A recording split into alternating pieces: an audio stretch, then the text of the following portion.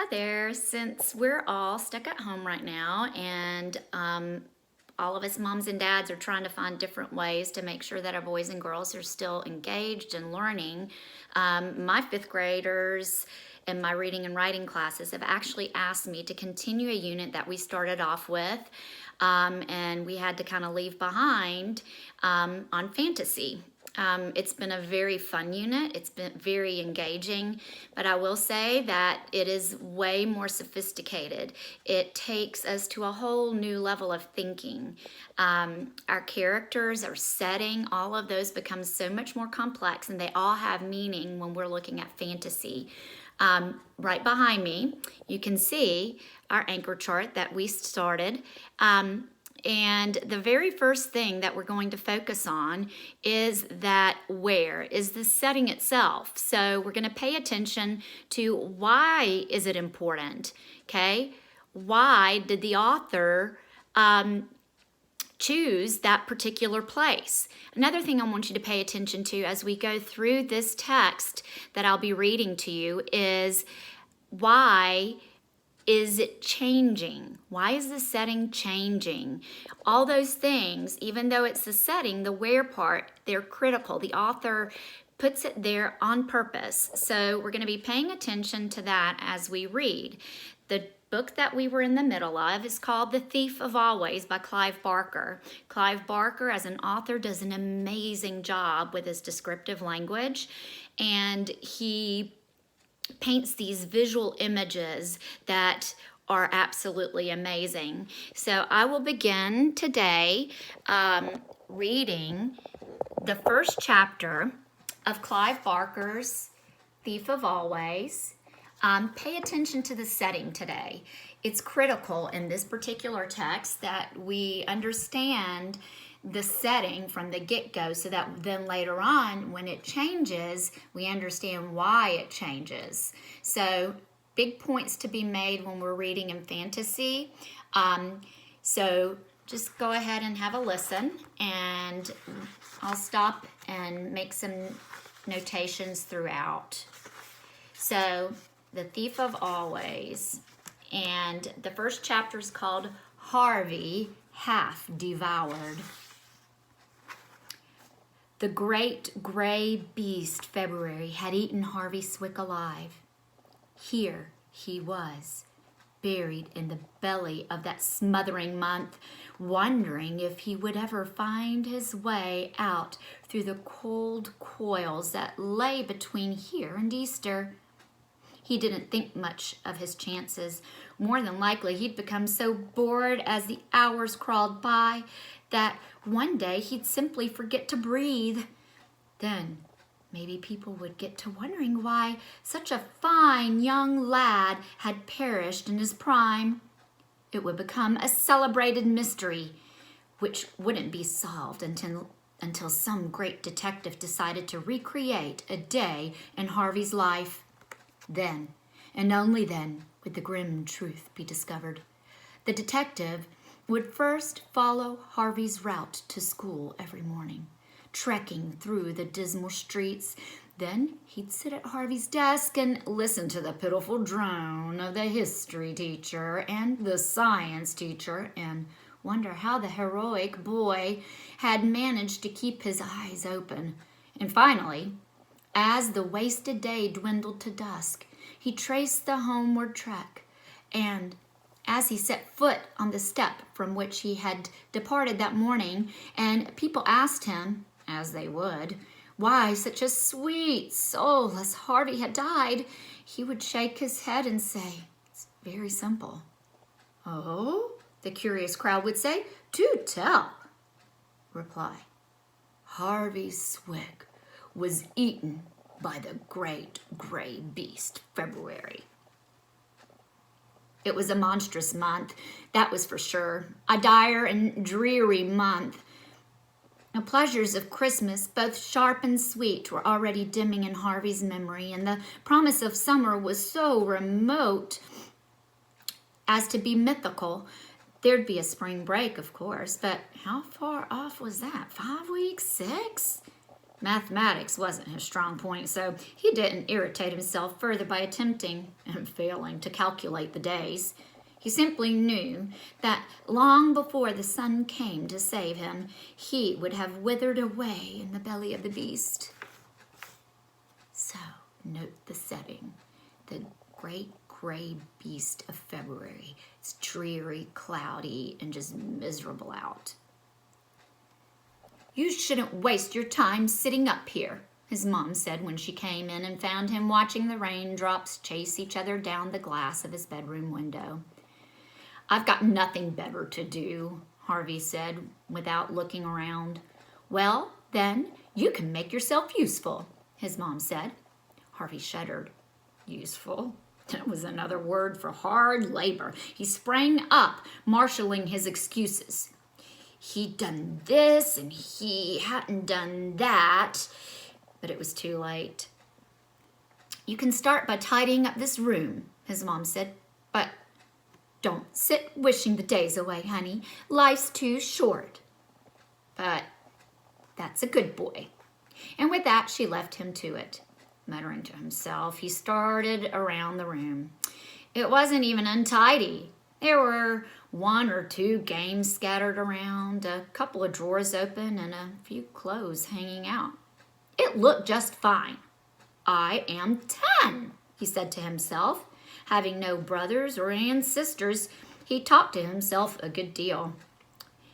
"I mean, it's not like I'm a kid. I don't have to tidy up just because she says so.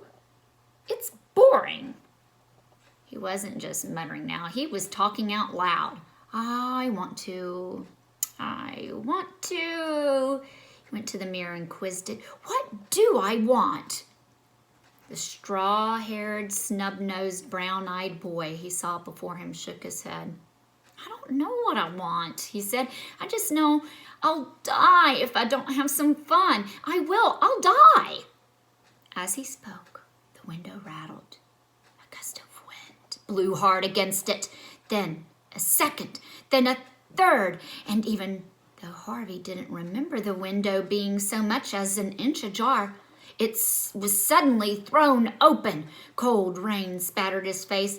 Half closing his eyes, he crossed to the window and fumbled to slam it, making sure that the latch was in place this time.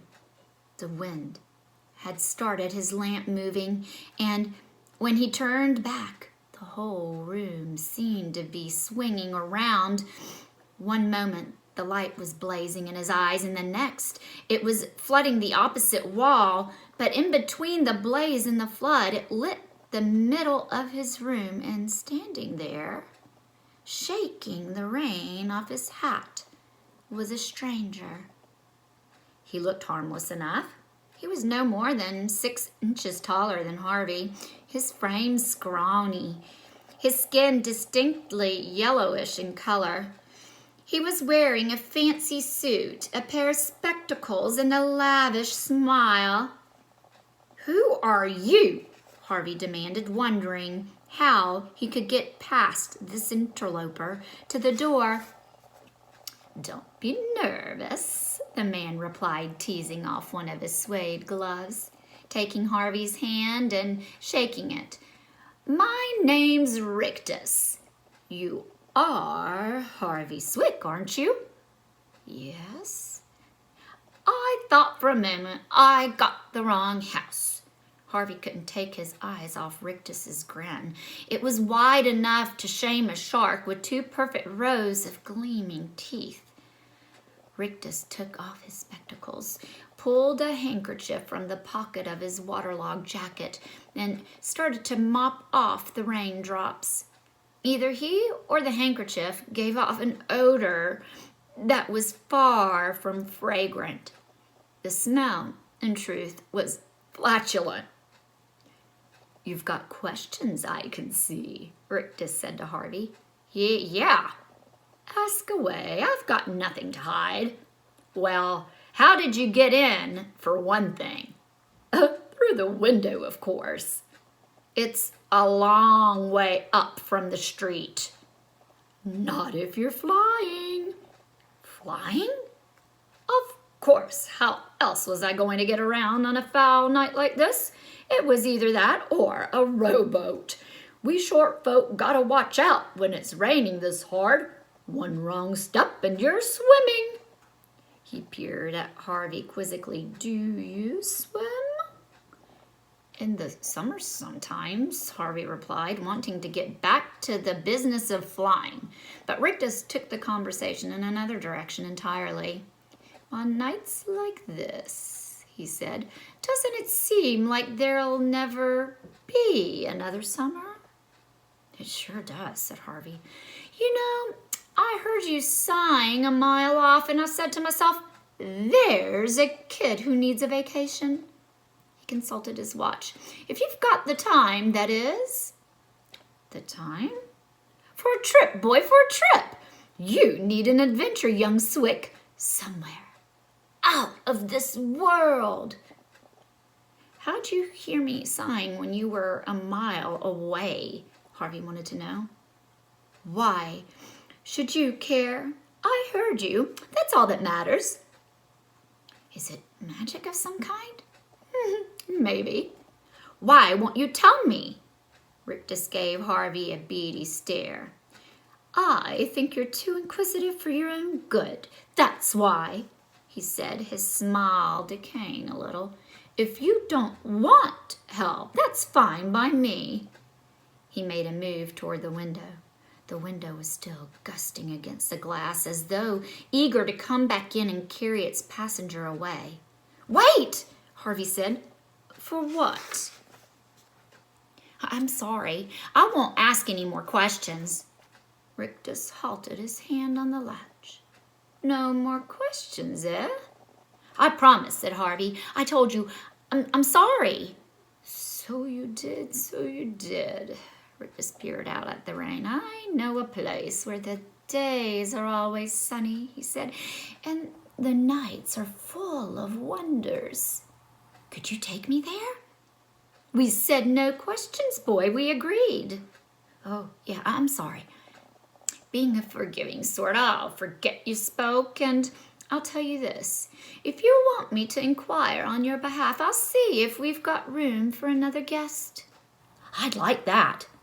I'm not guaranteeing anything, Rictus said, opening the latch.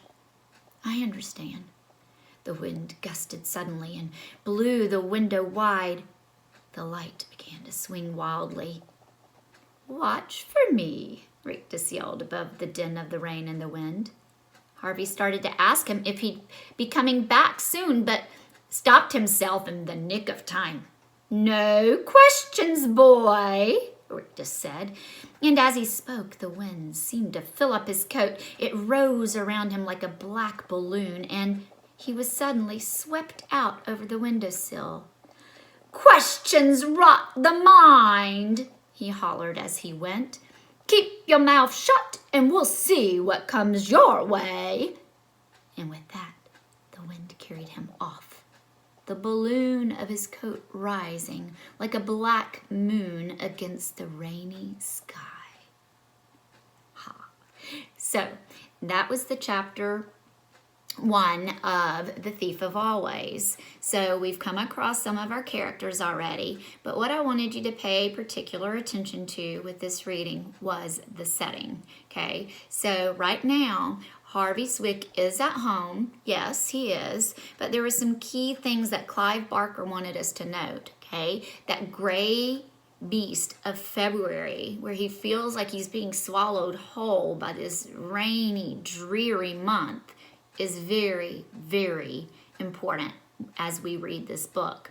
The setting will change, so that's why we pay attention, because the question is, why does it change? What's important about that as a reader? Okay, so keep those questions in mind. I look forward to reading to you more tomorrow. Bye.